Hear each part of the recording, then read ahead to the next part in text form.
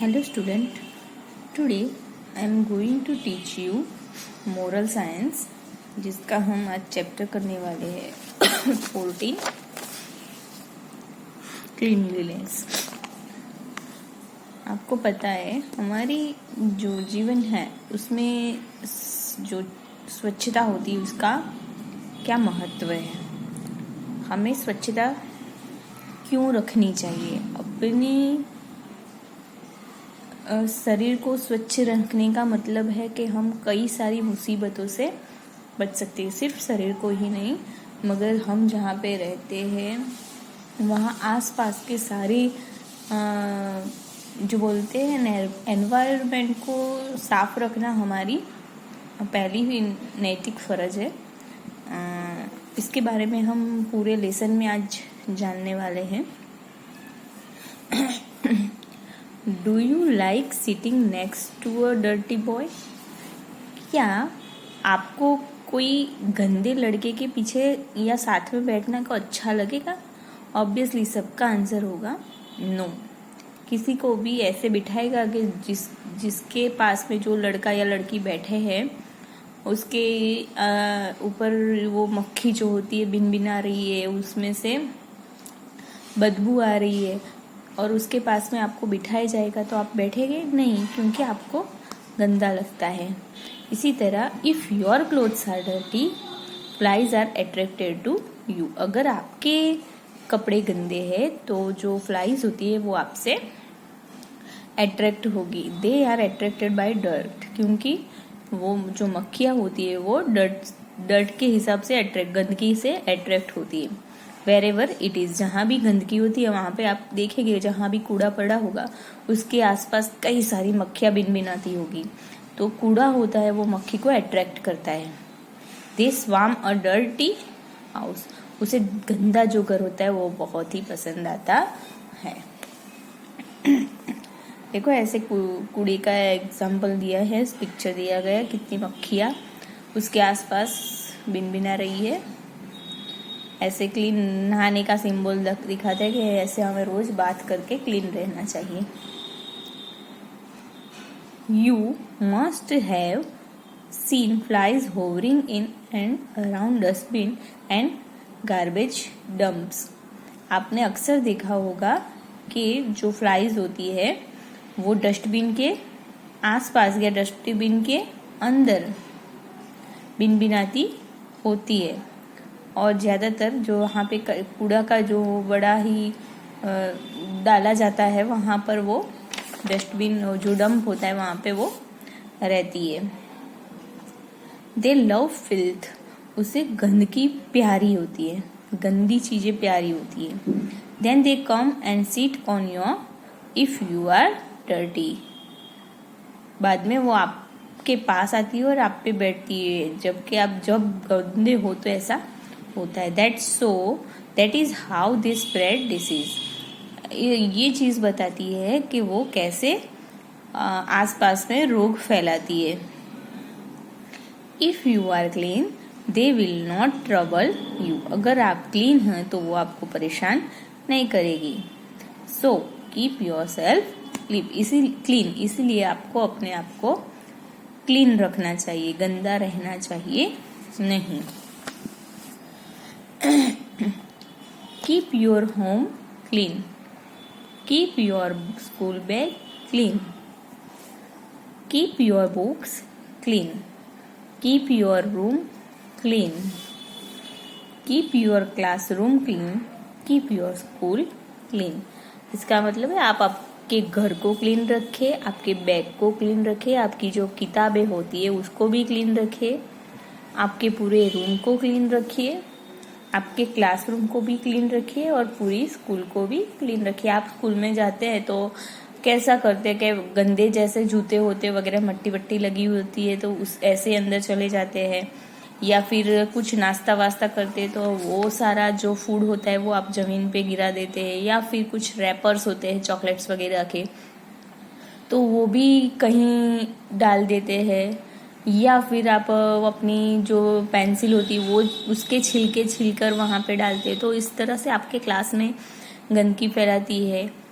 तो आपको हमेशा डस्टबिन यूज़ करना चाहिए। आपकी स्कूल में भी यहाँ वहाँ किसी ने कचरा डाल दिया होता है तो उसको आपको उठा के डस्टबिन में डाल देना चाहिए। इस तरह आपको आपके घर के साथ साथ, आपके रूम के साथ साथ स्कूल के रूम और क्लासरूम को, पूरी स्कूल को भी क्लीन रखने में मदद करनी चाहिए।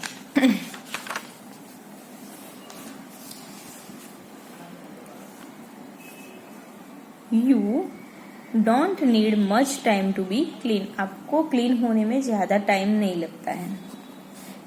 It is simply a matter of habit. ये सिंपल सी बात है, जो हैबिट की बात होते है। वो सुबह में उठना है, ब्रश कर देना है, चाय नाश्ता वगैरह करना है, या उसके साथ साथ हमें नहा लेना है, तो ये एक हैबिट की बात है। उसके लिए स्पेशल कोई ज़्यादा टाइम लगता नहीं है। तो ये जो है वो एक हैबिट की बात है और क्लीन होना बहुत टाइम नहीं लेता है। Just because you wear costly cloth it does not mean you are clean. अगर आपने महंगे कपड़े पहने हैं तो उसका मतलब ये नहीं है कि आप क्लीन हो। महंगे कपड़े पहन लेने से हम क्लीन हो जाते हैं, ऐसा नहीं है। अगर कपड़े सस्ते भी हो मगर धुले हुए हो और आपने भी बाथ किया हुआ है तो आप क्लीन हो। मगर आपने कॉस्टली 2 दिन से कॉस्टली क्लोथ पहने मगर 2-4 दिन से वही पहने हैं जिनमें से आपके पसीने की बदबू आ रही है, और आपने 2-3 दिन से नहाया नहीं है, तो वो कॉस्टली वेयर का कोई मतलब नहीं है। उसमें आप क्लीन है ऐसा नहीं कह सकते।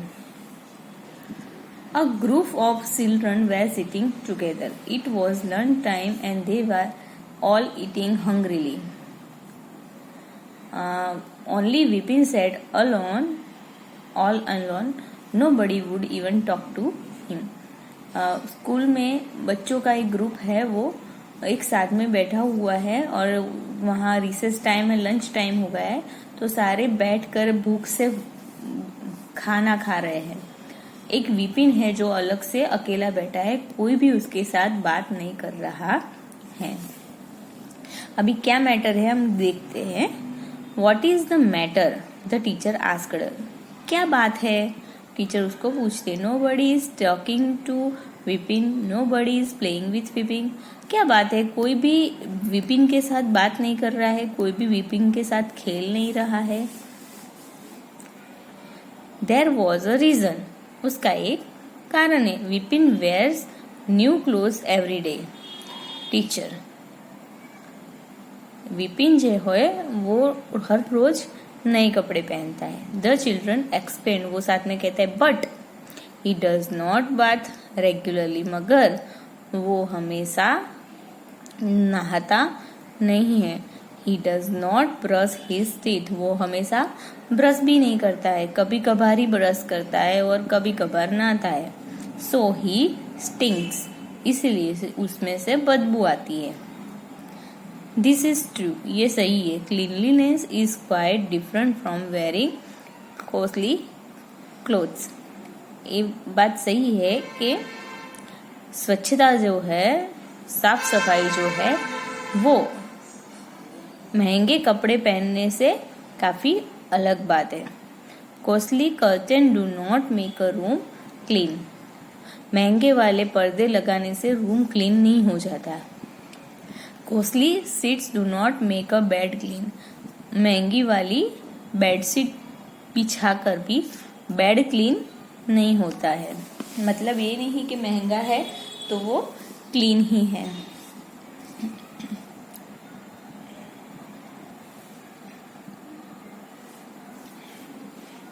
Some people wear simple clothes. They lead a simple life, but they are clean. कभी कभार ऐसा होता है कि कोई जो पीपल होते हैं, इंसान होते हैं, वो सिंपल क्लोथ्स पहनते हैं। They lead a simple life, वो सिंपल लाइफ को आगे ले जाते हैं, मतलब लीड करते हैं।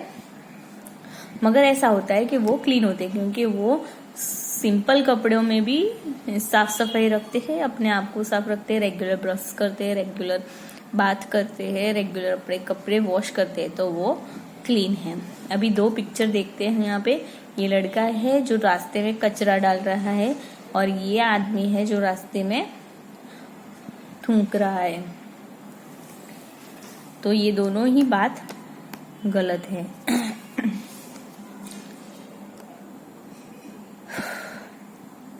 Cleanliness is a good habit. जो स्वच्छता है वो बहुत अच्छी हैबिट है। Some people throw all their waste on the road. कभी कभार कई लोग जो होते हैं वो सारा अपना कचरा जो होता है वो रोड पे ही डाल देते हैं। That is a bad habit. वो एक गंदी आदत है। Some people spit all over the place. That is a filthy habit. कभी कभार कई लोग होते हैं जो रास्ते में हर जगह ऐसे स्पिट करते रहते हैं, तो ये भी बहुत ही गंदी हैबिट मानी जाती है। Some people throw bits of paper and peanut shells out of the window. That is a dirty habit. कई लोग होते हैं जो अपना कचरा ऐसे ही बाहर डाल देते हैं, तो ऐसे कागज के टुकड़े होते हुए या फिर जो हम खाते ना मूंगफली, उसके जो सेल्स होते हैं वो ऐसे विंडो के बाहर थ्रो कर देते। तो ये भी एक बहुत ही गंदी आदत है। When you go on a picnic, make sure you leave the place as clean as possible. अगर आप कहीं पे पिकनिक पर जाते हैं तो ये बात श्योर कर ले कि आप जब भी वहां से निकले तो वो जो प्लेस है उतना उसको हो सके उतना क्लीन रखे जाए। Don't leave bits of foods and dirty plates behind. पीछे आपके पीछे वहां पे जो खाने के टुकड़े होते हैं वो या फिर खाने वाली गंदी प्लेट्स रख के नहीं चाहिए।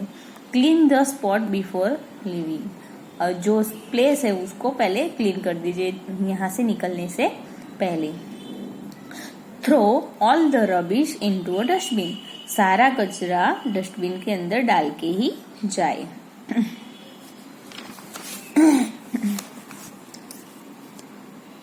अ clean mind lies in a clean body. जो क्लीन माइंड है वो क्लीन बॉडी के अंदर ही रहता है।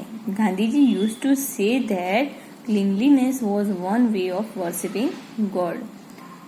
गांधी जी बार बार यही यूज करते थे अपनी लाइफ में, कहते रहते थे कि जब भी आप स्वच्छता रखते हैं यानी कि भगवान की प्रार्थना करने के बराबर ही है। यानी कि स्वच्छता करते हैं यानी कि आपने पूजा ही की है, उतना उसको वो महत्व देते थे।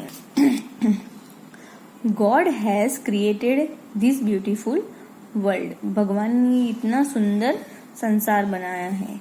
We must keep it beautiful and clean. हमें उसको ब्यूटीफुल ही रखना है और क्लीन रखना है। Remember, cleanliness is next to a godliness. जैसे वो ये एक कहावत है, स्वच्छता जहाँ पे रहती है वहाँ पे प्रभुता रहती है। यानी कि जहाँ स्वच्छता वहाँ प्रभुता। जहाँ स्वच्छता रहती है वहाँ प्रभु का वास होता है। गॉड को या अल्लाह को या ईश्वर को जो भी बोलो, भगवान का एक ही नाम है। उनको हमेशा ही सही, स्वच्छ, साफ सुथरी जगह, साफ सुथरे लोग ही पसंद आते हैं। जहाँ स्वच्छता रहती है वहाँ पर गॉड का वास जो बोलते हैं, गॉड लाइव करते हैं। तो हमेशा हमें अपने आसपास के एरिया को, अपने आसपास की जगह को, अपने आप को, अपने कपड़े को, सब चीज को एकदम क्लीन रखना चाहिए। क्लीनलीनेस को अपनी हैबिट बना लेना चाहिए।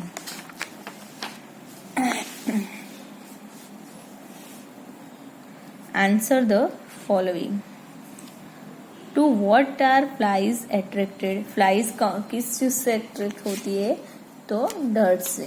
डर्ट जहाँ पे होती है वहां से फ्लाइज अट्रैक्ट होती है। Why do flies hover around dustbin and garbage dumps? Flies जो होती है उसको डर्ट अच्छा लगता है और डर्ट डस्टबिन के आसपास के एरिया बहुत ही गंदा रहता है, तो उसको इसीलिए वहां पे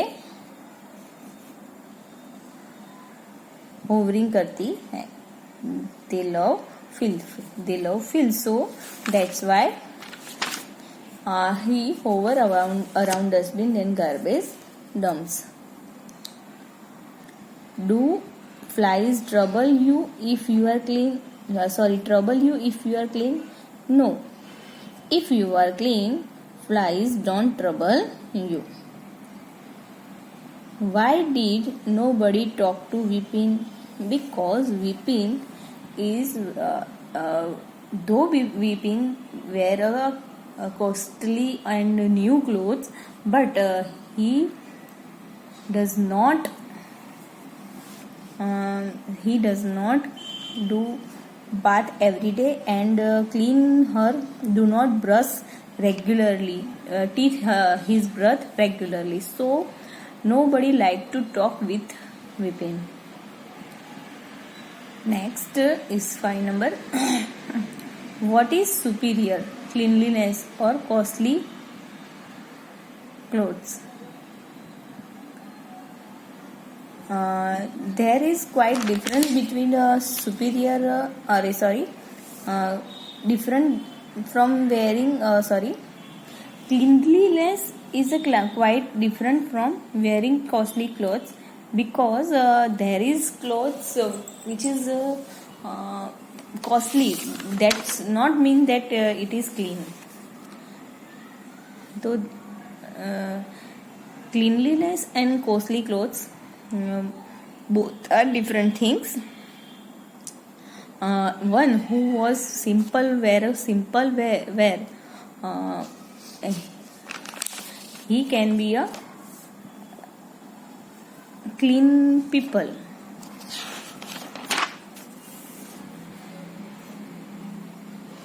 Next, fill in the blanks by taking suitable words from the lesson. ये लेसन के हिसाब से हर बार की तरह जो ब्लैंक है हमें कंप्लीट करनी है.